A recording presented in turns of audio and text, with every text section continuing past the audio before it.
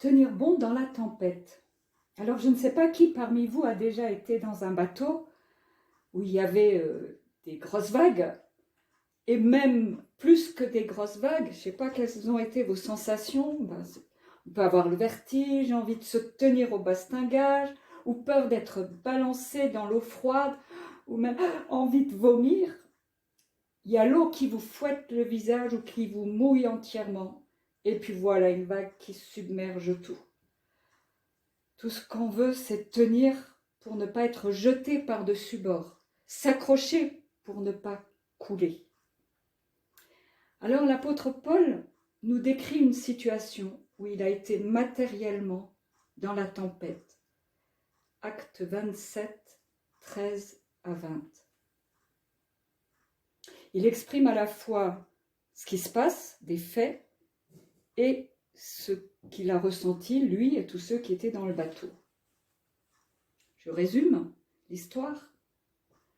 Un léger vent se mit à souffler et ils pensèrent qu'ils pouvaient réaliser leur projet. Bientôt, un vent violent descendit et nous avons dû nous laisser emporter. Remarquez au passage, avant c'était « ils pensèrent qu'ils pouvaient réaliser leur projet ». Ils, ça doit être ceux qui dirigeaient le bateau. Et là, il est concerné. Nous avons dû nous laisser emporter. Nous avons réussi à grand-peine à nous rendre maîtres du canot de sauvetage. Et comme les marins craignaient d'aller se jeter sur les bancs de sable, ils lâchèrent l'ancre flottante et se laissèrent entraîner par le vent. La tempête continuait à nous secouer violemment. Alors, ils jetèrent la cargaison et, le jour suivant, l'équipement du bateau. Pendant plusieurs jours, on ne put voir ni le soleil, ni les étoiles, et la tempête restait toujours aussi forte. Finalement, nous avons perdu tout espoir d'être sauvés. Je m'arrête un peu sur cette description, parce que si nous ne sommes pas dans un bateau littéralement battu par les flots, peut-être traversons-nous une tempête intérieure qui produit le même effet. D'abord, ça va, on maîtrise, on pense pouvoir continuer ses projets, assurer plus ou moins comme si de rien n'était. Mais plus ça avance, plus on peine.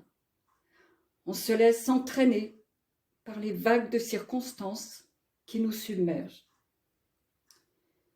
Et puis, obligé de lâcher prise sur une chose, sur une autre. Ils ont lâché l'ancre. Ensuite, l'ancre flottante. Ensuite, la cargaison. Pourtant, la cargaison, c'était l'objectif du déplacement. Transporter des marchandises d'un lieu à l'autre.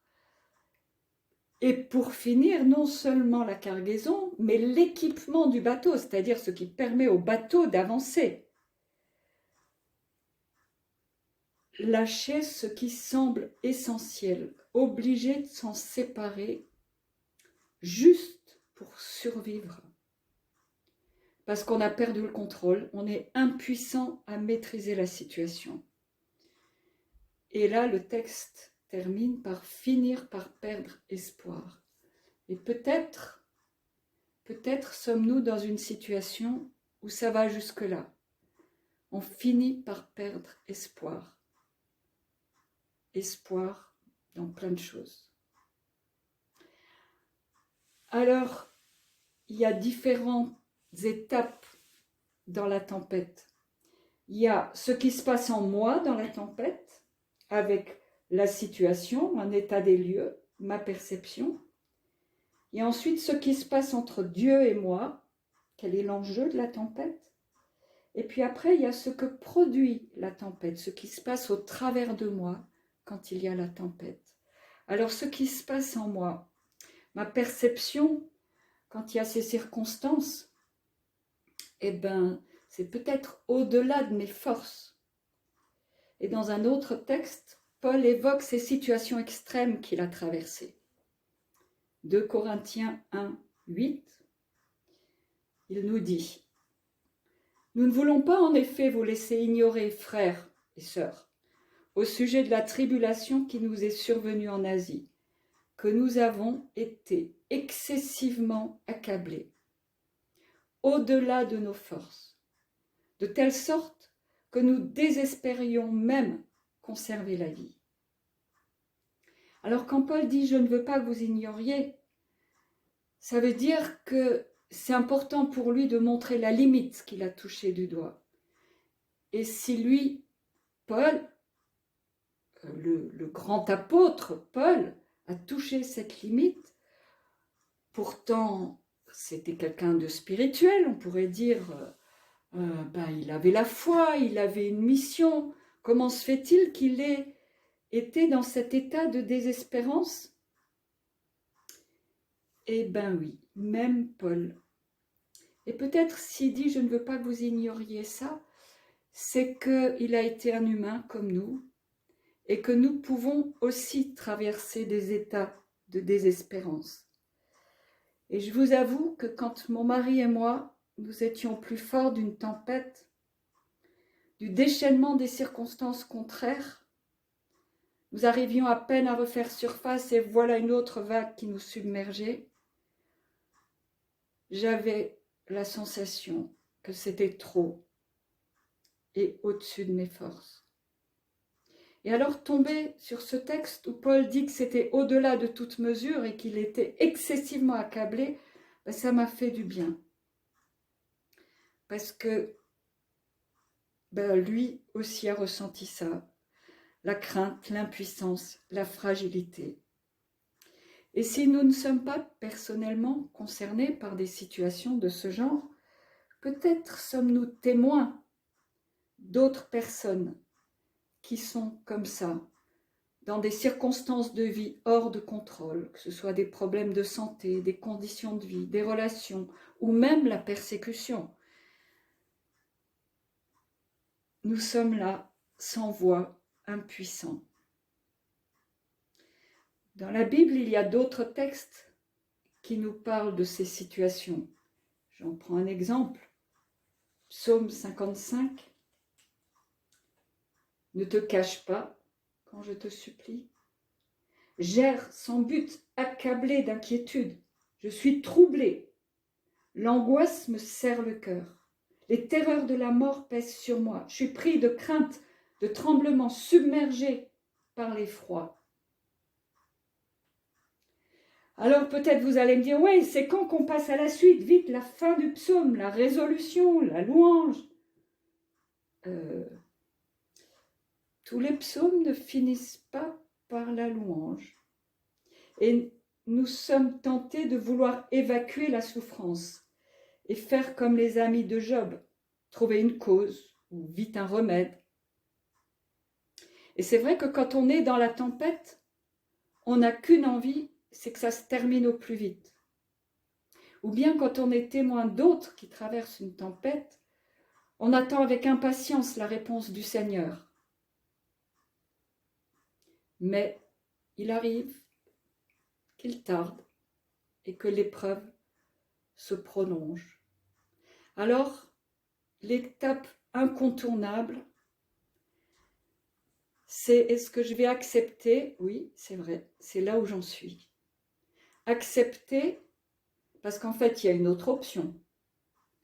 C'est vouloir se fermer les yeux, se mettre un cache, mettre le masque, peut-être pas sur la bouche, mais sur les yeux ou sur les oreilles. Être dans du déni. Parce que c'est vrai que c'est dur d'oser consentir à ce qui est quand c'est difficile et que c'est la tempête. Et les psaumes, souvent le début, lorsque ce sont des psaumes qui évoquent des situations douloureuses, le psalmiste met des mots sur ce qu'il ressent. Il s'épanche devant le Seigneur. Et pour nous, ça nous aide de mettre des mots sur ce que nous ressentons, pour accueillir ces mouvements intérieurs, ces sentiments, ces pensées, ces émotions, et pour arriver jusqu'à accepter, oui, c'est là où j'en suis. aujourd'hui. Alors, prendre acte d'une réalité douloureuse, ça peut sembler au-dessus de nos forces. Et là, moi, j'ai un problème avec un autre texte de Paul. 1 Corinthiens 10, 13 nous dit vos tentations, vos épreuves, puisque tentation et épreuve, c'est le même mot en grec, elles sont communes à tous les hommes, ou normales pour des hommes et des femmes. Et Dieu, qui est fidèle, ne permettra pas que vous soyez tentés au-delà de vos forces. Ah, comment ça se fait? D'un côté, Paul a dit, on a été excessivement accablé au-delà de toute mesure, et là il dit, Dieu ne permettra pas que vous soyez tentés au-delà de vos forces. Attendez, le même Paul dit une chose et une autre qui semblent à l'opposé. Comment concilier ça? Alors j'ai repris le contexte de ce dernier verset, d'un Corinthiens 10, 13.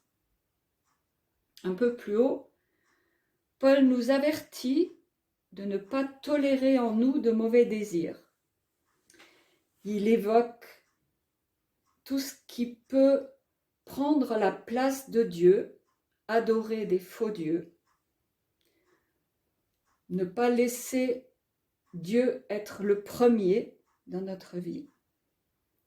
Il évoque l'immoralité, c'est-à-dire se laisser entraîner à faire ce qu'on sait ne pas être juste devant Dieu. Se laisser entraîner, on retrouve cette expression-là. Ou bien provoquer ou forcer la main du Seigneur. Alors là, ça rappelle ce passage où le diable a tenté Jésus dans le désert, en lui suggérant de sauter du temple pour que les anges le portent, pour prouver qu'il est bien Dieu.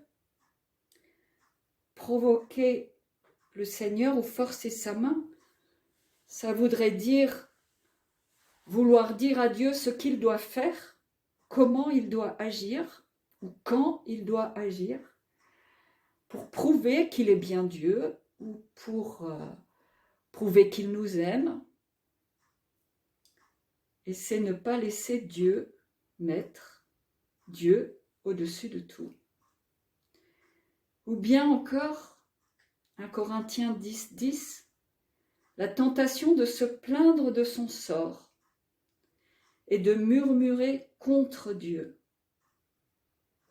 Alors toutes ces différentes tentations auxquelles nous pouvons être confrontés ont le même enjeu, c'est notre relation avec Dieu et remettre en cause ses desseins à lui. Et là, il ne s'agit pas de circonstances qui seraient au-delà de nos forces ou au-delà de notre perception, de capacité de tenir bon ou pas.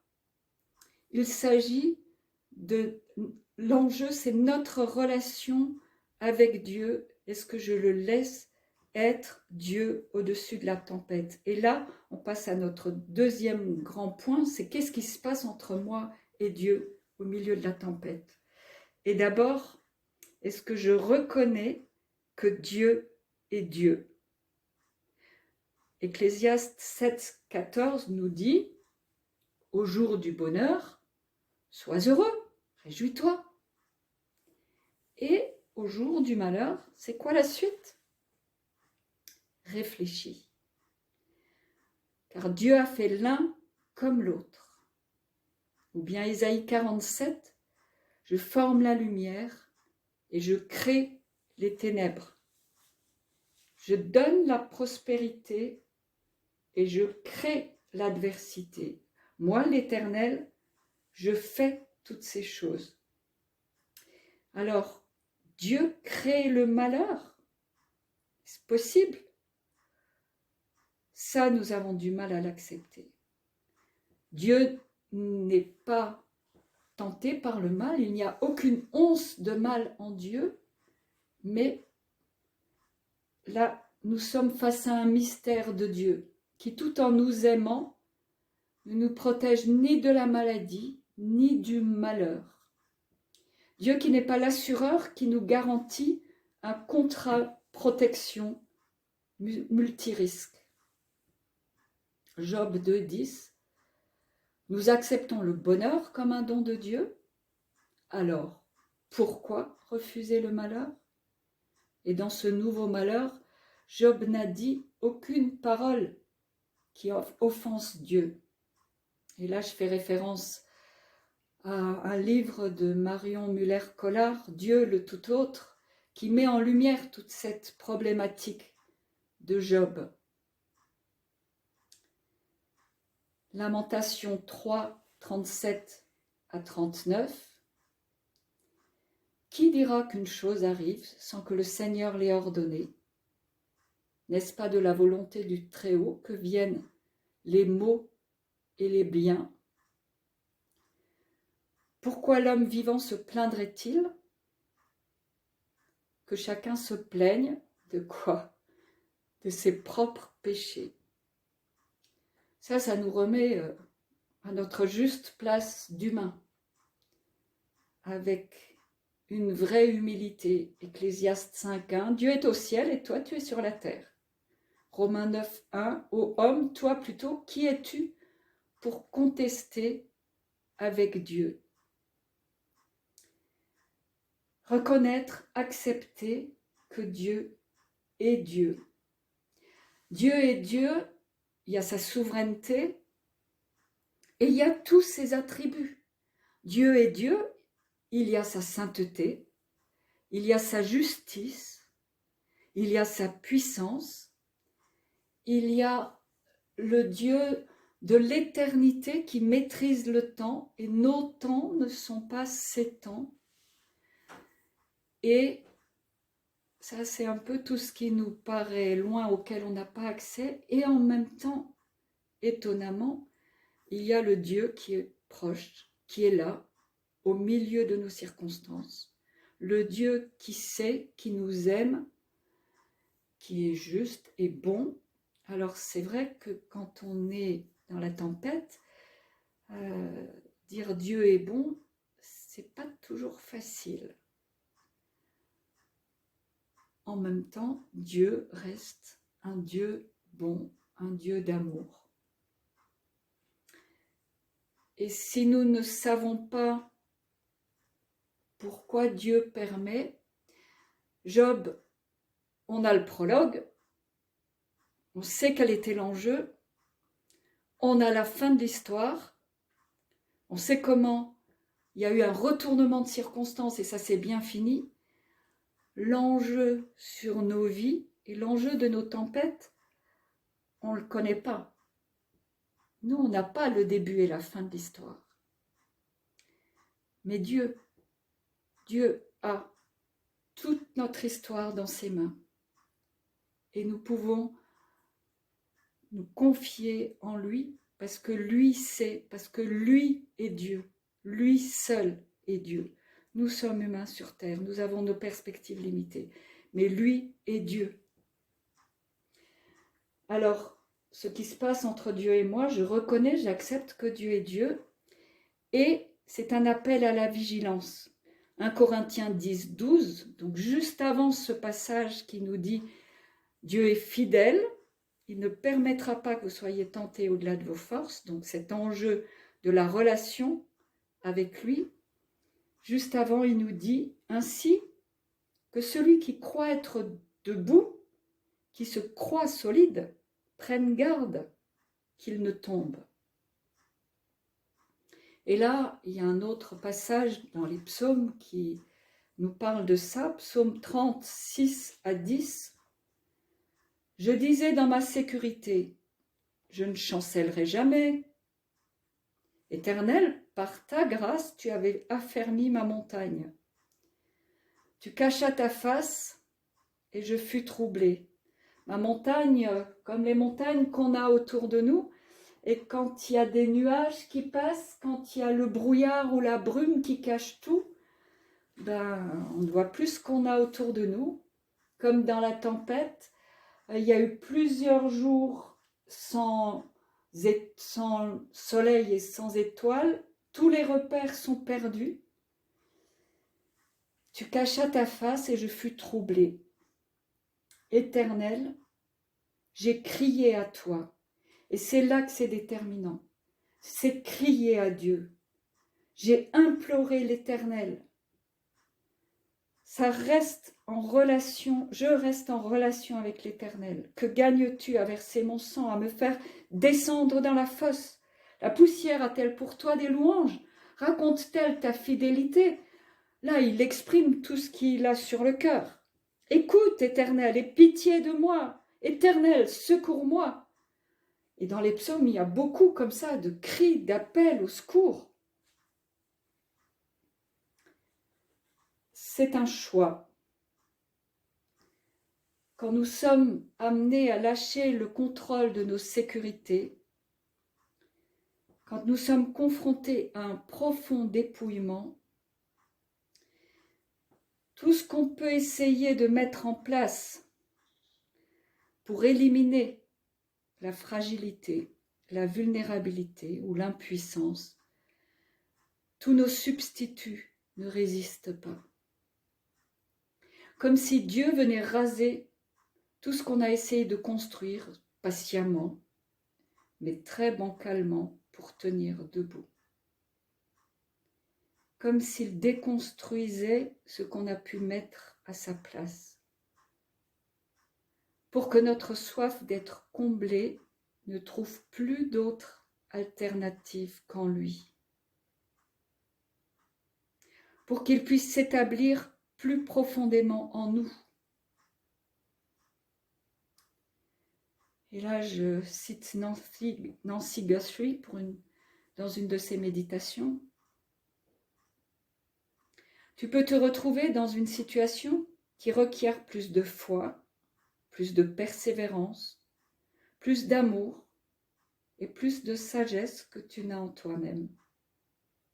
Et dans cette situation, tu vas réaliser combien tu as besoin de Dieu, un besoin désespéré de Dieu. Quand tout va bien, tu ne te rends peut-être pas compte que tu t'appuies plus sur toi que sur lui. Et ce n'est pas un signe de faiblesse de dépendre du Seigneur, mais au contraire un signe de force spirituelle pour vivre jour après jour dans sa dépendance. Et donc, j'ai le choix de dire oui ou non à cette dépendance directe de Dieu. Continuer à faire appel à lui, à rester en relation authentique avec lui. Psaume 77, verset 3. Quand je suis dans la détresse, je me tourne vers le Seigneur. Sans relâche, la nuit, ma main se tend vers lui. Je refuse qu'on me console.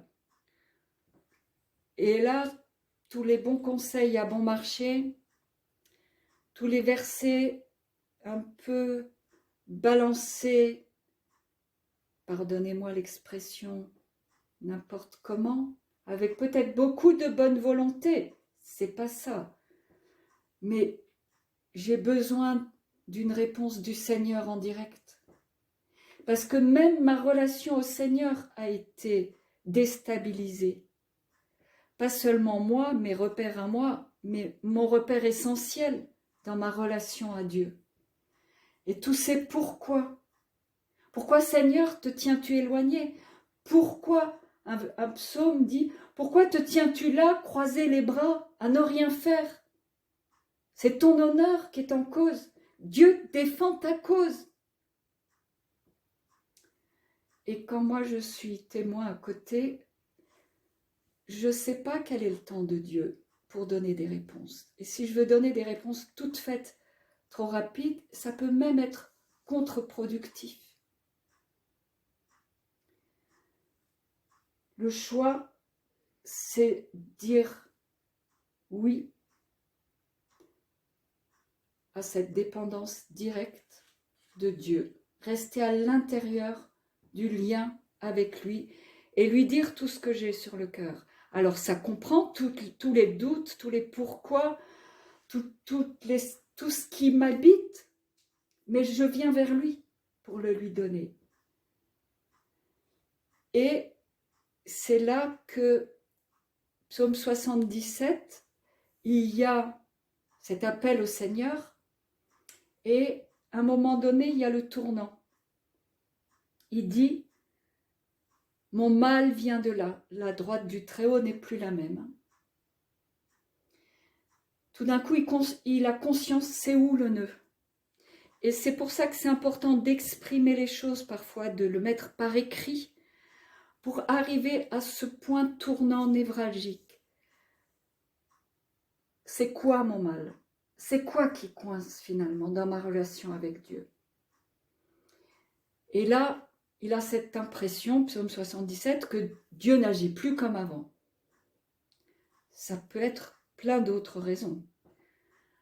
Et le point tournant, une fois qu'il a pris conscience de ça, il se souvient de tout ce que Dieu avait fait dans le passé.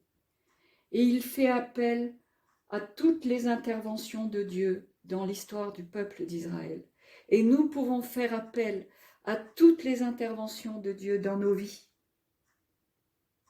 Toutes les interventions de Dieu dans l'histoire de son peuple. Qui est Dieu dans ses attributs? Tu es un Dieu puissant, tu es un Dieu grand, tu es un Dieu fidèle. Et là, la louange nous aide, l'adoration nous aide à regarder à lui qui il est, au-delà de ce qu'il fait ou de ce qu'il ne fait pas, ou de ce qu'il fait autrement. Ça nous amène à regarder au-delà de ce qu'il donne ou de ce qu'il ne donne pas, de ce qu'il parle ou de son silence. Et le silence de Dieu peut durer. Vivre avec le silence de Dieu, c'est compliqué. Et en même temps, je reste accrochée, agrippée à Dieu, coûte que coûte. Parce que c'est mon Dieu et je choisis de dire c'est mon Dieu. Ça continue d'être mon Dieu au milieu de tout ça. Ce que Dieu a fait, je le trouve dans sa parole. Ce que Dieu est, je le trouve dans sa parole. Ce que Dieu veut faire encore, ses promesses, et je peux m'agripper à ce qu'il va faire. C'est plein de ressources. Il y a aussi plein d'autres ressources dans des lectures, dans du partage avec d'autres. Nous allons continuer aussi pour évoquer d'autres sources après. Et lorsque je fais ce choix, eh ben, il y a des conséquences. Et c'est la troisième grande partie. Qu'est-ce qui se passe au travers de moi quand je suis dans la tempête? Qu'est-ce qu'elle produit? Alors là, en préparant cette prédication, je suis tombée, entre guillemets, sur 3 plantes, j'étais dehors, 3 plantes entremêlées et qui sont comme 3 symboles de ce que ça peut produire la tempête. Alors le premier symbole, c'est un chardon piquant. Pourquoi chardon piquant? Pourquoi est-ce que je peux en arriver là? Ben peut-être parce que moi, je suis mal, j'ai mal et je suis à vif. Alors, tous ceux qui s'approchent de moi, ben, je vais piquer. Je ne peux pas être ailleurs. C'est parce que j'ai mal. Ou bien, je vais être piquant par rapport à l'autre parce qu'il veut bien faire, il veut m'aider, mais il n'est pas dans mes baskets. Et ben, je suis piquant parce que j'ai l'impression qu'il ne me comprend pas. Ou bien, je vais être piquant avec les autres parce que je me dis, c'est l'autre qui est la faute. C'est lui le problème, c'est pas moi. Et alors, j'accuse ou même je persécute. Ou je peux être piquant parce que je suis témoin de ce que l'autre vit et je me dis, franchement, ça suffit maintenant qu'ils disent tout le temps la même chose. Ça devrait bouger quand même. Franchement, Dieu, on le prie depuis combien de temps? Alors, j'ai envie de lui donner un peu un coup de pied pardon, mais un coup de pouce, un coup de pouce ou un coup de pied. Vraiment, maintenant, vas-y, bouge-toi. Alors, c'est vrai qu'il y a un signal d'alerte. J'ai parlé tout à l'heure dans le psaume 77 du retournement, versets 9, 11, 12, 22. Peut-être que je m'installe dans la première partie des psaumes où on évoque les sensations et je ne vais pas jusqu'à ce moment de prise de conscience où j'évoque qui est Dieu et où je sors quelque part de cette espèce d'enfermement, de bulle qui me retient dans la plainte. Et parfois, avec beaucoup de bienveillance, beaucoup de sagesse, de discernement, des personnes extérieures peuvent m'encourager ou peuvent me permettre de voir une autre facette de la situation. Donc le signal d'alerte, en tout cas pour moi, c'est est-ce que je m'installe dans la plainte? Et là, il y a cet avertissement qu'on a lu tout à l'heure, la tentation de se plaindre de son sort et de murmurer contre Dieu. Donc, est-ce que je m'installe dans la plainte ou bien est-ce que j'apprends quelque chose de ma situation? Et là, 2 Corinthiens 1, 8, je vais lire la suite du texte qu'on a lu tout à l'heure. Oui, nous avons été excessivement accablés au-delà de nos forces, de telle sorte que nous désespérions même conserver la vie. Alors écoutez bien la suite. Cela nous a appris à ne pas mettre notre confiance en nous-mêmes, mais uniquement en Dieu qui ressuscite les morts. C'est lui qui nous a délivrés d'une telle mort et qui nous en délivrera encore. Oui, nous avons cette espérance. Nous avons appris à ne pas mettre notre confiance en nous-mêmes, mais uniquement en Dieu. Et la suite, vous y contribuez en priant pour nous. Ainsi, la grâce obtenue qu'il nous accorde en réponse aux prières de beaucoup sera aussi pour beaucoup l'occasion de remercier Dieu à notre sujet. Et donc, ce qui est produit par la tempête, c'est un fruit positif. Et là, je vais évoquer une deuxième plante. C'est une plante qu'on appelle l'amour en cage. Il y a un fruit à l'intérieur, un fruit qui est comestible, qui est très bon, mais amour en cage. Il y a de l'amour, mais en cage, enfermé dans l'enveloppe. Comme si la vie avec Dieu restait contenue à l'intérieur, petite, étriquée.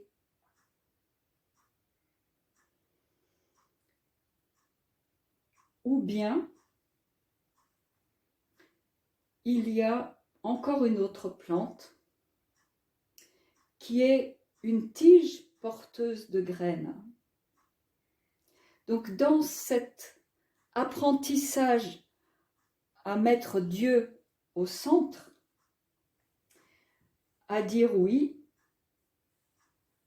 à la relation avec lui, je ne garde pas ça bien au chaud pour moi, mais je laisse Dieu me traverser par sa puissance, par sa force, par son amour, pour que ça puisse rayonner au travers de moi, même au milieu de la tempête. Et là, je m'appuie à des promesses. Dieu qui fixe une limite à la tempête. Psaume 55, verset 23. Rejette ton fardeau sur l'Éternel, il prendra soin de toi. Il ne laissera pas le juste s'écrouler pour toujours. Ou bien, Psaume 107, 28. Alors, dans leur détresse, ils appelèrent le Seigneur au secours, il les tira du danger. Il changea l'ouragan en brise légère et les vagues s'apaisèrent. Ils purent se réjouir du calme revenu et le Seigneur les conduisit à bon port. Qu'ils louent donc le Seigneur pour sa bonté, pour ses miracles en faveur des humains. Et donc là, lorsque nous louons le Seigneur avec d'autres, nous vivons des moments d'interdépendance. Alors que ce soit au milieu de la tempête, nous pouvons faire appel au soutien des amis, et la communauté pour ça est précieuse. Et combien il est précieux pour nous de pouvoir solliciter la prière des amis, de pouvoir compter sur leur soutien et l'entraide même concrète. Et je sais que dans votre Église, vous le mettez en œuvre.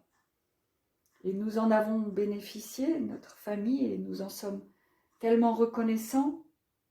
Et nous continuons d'en bénéficier. L'interdépendance dans une épreuve partagée. Proverbe 17, 17, l'ami aime en tout temps, dans le malheur il se montre en frère. Et là je vais raconter une petite histoire tirée du livre d'Alfred Kuhn, qui est paru il n'y a pas longtemps pour le centenaire de sa naissance, 366 histoires vraies, qui sont des témoignages d'histoires vécues, en lien chaque fois avec un verset biblique, et donc ça nous édifie. C'est aussi pour les prédicateurs une mine d'exemples concrets dans les prédications. Une veuve qui vivait avec 2 enfants dans un faubourg de Saint-Pétersbourg devait quitter son foyer à 6 heures du matin pour gagner sa vie.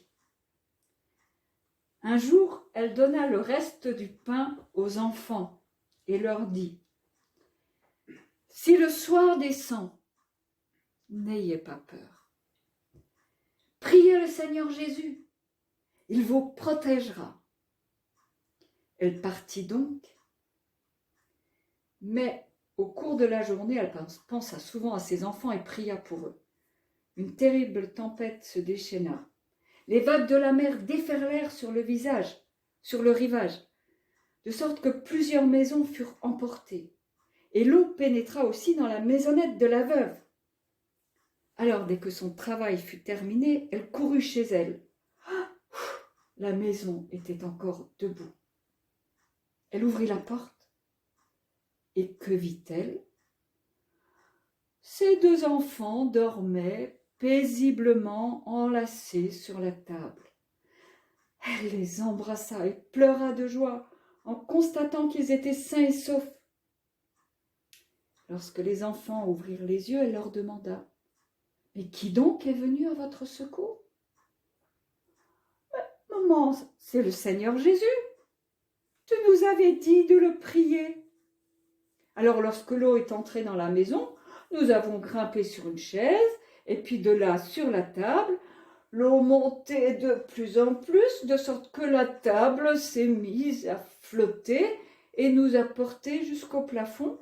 Alors nous avons prié, et puis nous nous sommes endormis.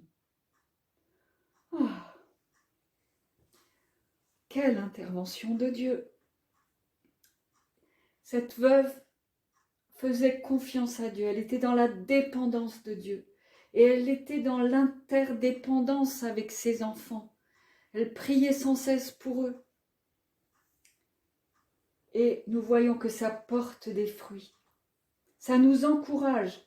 2 Corinthiens 1, 3 et 4. Rendons gloire à Dieu, le Père de notre Seigneur Jésus-Christ. Il est le Père plein de bonté, le Dieu qui nous encourage toujours, qui nous donne du courage dans toutes nos souffrances. Et ainsi, c'est là qu'on n'est pas l'amour en cage, mais qu'on porte du fruit. On est des graines de vie. Il nous rend capables d'encourager tous ceux qui souffrent. Et nous leur donnons le courage que nous-mêmes nous recevons de Dieu. Ce courage, cette force, qui est une autre force que se sentir fort, c'est dépendre de la force d'en haut. Colossiens 1,11, Dieu vous fortifiera pleinement à la mesure de sa puissance glorieuse. Pourquoi? Pour que vous puissiez tout supporter et persévérer jusqu'au bout. Et cela, même avec joie. Seigneur, accomplis ça dans nos vies. Et alors, nous pouvons rendre gloire à Dieu. 2 Corinthiens 4, 7 à 12. Nous portons ce trésor dans des vases de terre, afin que cette grande puissance soit attribuée à Dieu et non pas à nous.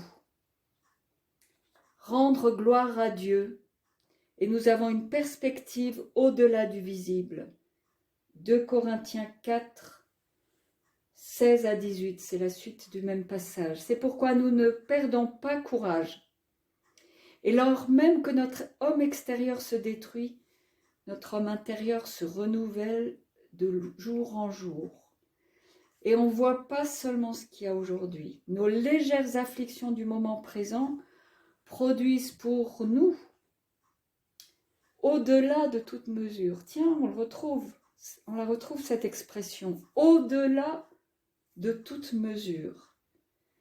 Un poids éternel de gloire, parce que nous regardons non point aux choses visibles, mais à celles qui sont invisibles.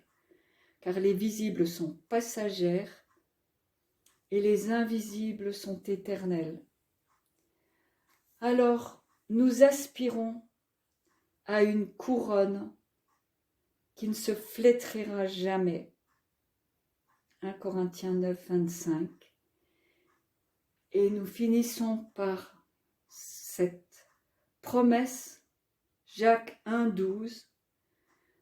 Heureux l'homme et la femme qui supportent patiemment l'épreuve, car après avoir été éprouvé, il recevra la couronne de vie que le Seigneur a promise à ceux qu'il aime. Et j'ose imaginer que chaque fois que nous posons un acte d'obéissance, de soumission, de confiance, de louange à notre Dieu, de témoignage où nous lui rendons gloire, il coupe une petite branche de laurier qu'il ajoute à notre couronne. Pour sa gloire, nous recevrons la couronne de vie que le Seigneur nous a promise. Amen.